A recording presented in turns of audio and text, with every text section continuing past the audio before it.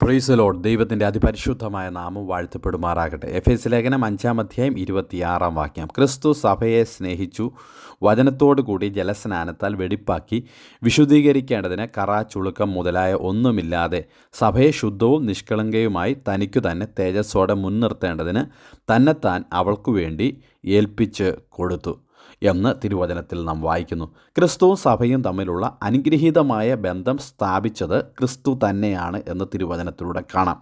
എന്നു മാത്രമല്ല, സഭയെ പോറ്റിപ്പുലർത്തുകയും ചെയ്യുന്നു. ഈ മർമ്മം വലിയത് എന്നാണ് തിരുവചനത്തിൽ കൊടുത്തിരിക്കുന്നത്. ക്രിസ്തുവും സഭയും തമ്മിലുള്ള ബന്ധം എടുത്തു കാണിക്കുന്ന വിവിധ വേദഭാഗങ്ങൾ തിരുവചനത്തിൽ നമുക്ക് കാണാം. ഇടയനും ആടുകളും തമ്മിലുള്ള ബന്ധം യോഹന്നാൻ 10-ാം അധ്യായത്തിൽ നമ്മൾ വായിക്കുന്നു. നല്ല ഇടയൻ ആടുകൾക്കു വേണ്ടി തൻ്റെ ജീവനെ കൊടുക്കുന്നു, കള്ളന്മാരിൽ നിന്നും കവർച്ചക്കാരിൽ നിന്നും വിടുവിക്കുന്നു. ഇടയൻ പേർ ചൊല്ലി വിളിക്കുന്നു, വ്യക്തിപരമായി ബന്ധപ്പെടുന്നു. ഞാൻ പിതാവിനെ അറിയുകയും പിതാവ് എന്നെ അറിയുകയും ചെയ്യുന്നത് പോലെ ഞാൻ എനിക്കുള്ളവയെ അറിയുന്നു എന്ന് എനിക്കുള്ളവ എന്നെ അറിയുന്നു എന്നും ഈ തിരുവചനത്തിൽ നമുക്ക് വായിക്കുവാൻ കഴിയുന്നുണ്ട്. വാക്യം 14. ഇടയൻ ആടുകൾക്ക് മുൻപായി നടക്കുന്നു, ആടുകൾ അവൻ്റെ ശബ്ദം കേട്ട് അവനെ അനുഗമിക്കുന്നു. ആടുകളെ നടത്തുകയും പരിപാലിക്കുകയും സൂക്ഷിക്കുകയും ചെയ്യുന്ന ഒരു നല്ല ഇടയൻ. ഈ ഇടയൻ തന്നെ അറിയുകയും അനുഗമിക്കുകയും അനുസരിക്കുകയും ചെയ്യുന്ന ഒരു ആട്ടിൻകൂട്ടവും എന്ന് ഉള്ള ബന്ധം നമുക്കിവിടെ എടുത്തു കാണുവാൻ കഴിയുന്നുണ്ട്.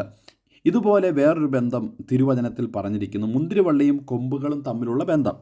കൊമ്പിനെ മുന്തിരിവള്ളിയിൽ വസിച്ചിട്ടല്ലാതെ സ്വയമായി ഒന്നും ചെയ്യുവാൻ കഴിയുകയില്ല. എന്നെ പിരിഞ്ഞ് നിങ്ങൾക്ക് ഒന്നും ചെയ്യുവാൻ കഴിയുകയില്ല. തന്നിൽ വസിക്കാത്തവൻ ഒരു കൊമ്പിനെ പോലെ ഉണങ്ങിപ്പോകും. വിശ്വാസിയായി കർത്താവിലുള്ള പരിപൂർണ ആശ്രയമാണ് ഇത് കാണിക്കുന്നതായിട്ട് നമുക്ക് മനസ്സിലാക്കുവാൻ കഴിയുന്നത്. കൊമ്പ് മുന്തിരിവള്ളിയിൽ വസിച്ചിട്ടല്ലാതെ സ്വയമായി കായ്ക്കുവാൻ കഴിയുകയില്ല. എന്തെങ്കിലും നമുക്ക് ചെയ്യണമെന്നുണ്ടെങ്കിൽ കർത്താവുമായിട്ടുള്ള ആ ബന്ധമാണ് ഈ വലുത് എന്ന് തിരുവചനം നമ്മെ കാണിക്കുന്നു.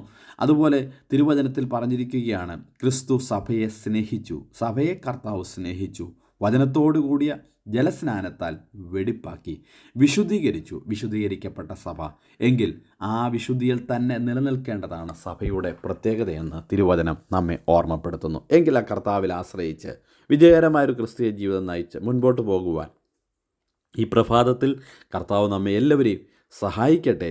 അതിനായി നമുക്ക് ഒരുങ്ങാം, കർത്താവിൽ ആശ്രയിക്കാം. Have a blessed day. God bless you all. കർത്താവ് എല്ലാവരെയും അനുഗ്രഹിക്കട്ടെ. God bless U.